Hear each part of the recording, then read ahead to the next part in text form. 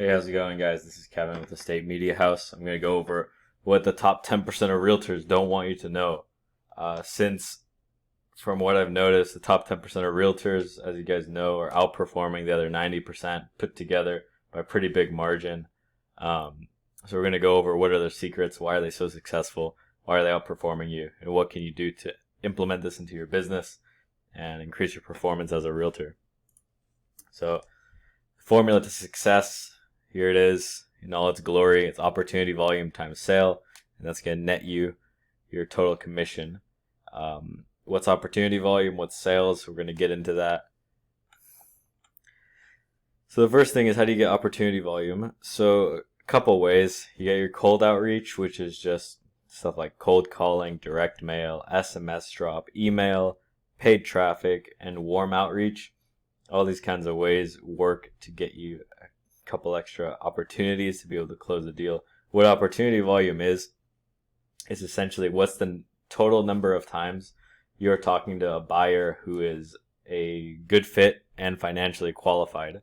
So if the more you're talking to people like that every month, the higher your number of sales should be for your total commission.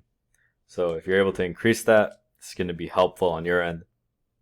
So cold calling, pretty self-explanatory. It's going to be just calling up people from a list, from a phone book, basically people who should be a good fit on paper. You can get lists from stuff like Info USA or a local list broker in your area, and they should be able to hook you up.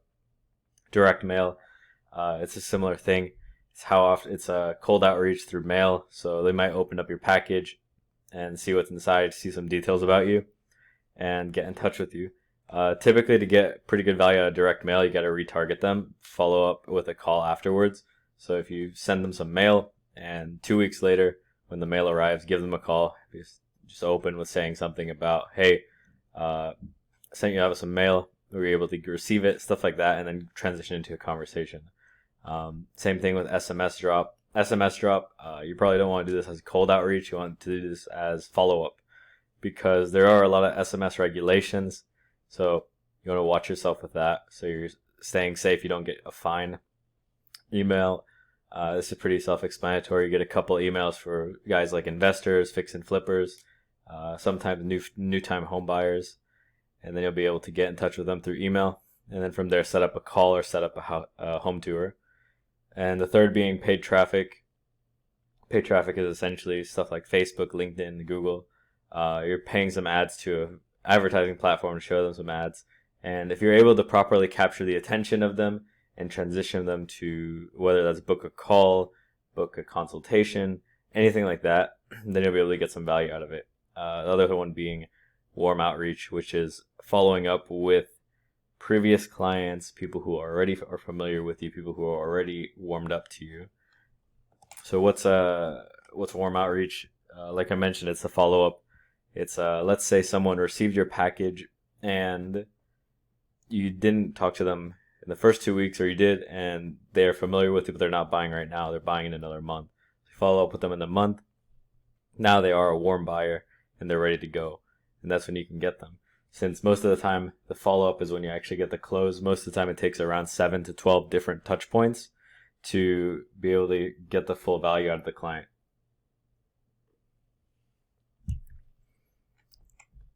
So what's sales? Sales is essentially how you bridge the gap between the value and where the person is at. So where the person is at currently, where they want to be. And marketing is essentially a sales multiplier for sales, and the sales is a constant. So if you have the opportunity volume, but you don't have the proper skill and the proper sales to get any value out of that and bridge that gap, then you're not going to close anything.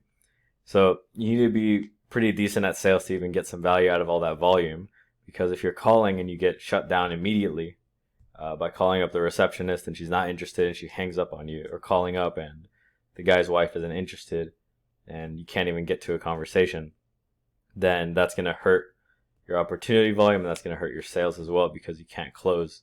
A couple sales resources that might help you out getting started. You can't teach a kid to ride a bicycle at a seminar. It's by Sandler. It's a pretty good book. It goes through the 6 steps of selling. The other one being the straight line sales certification.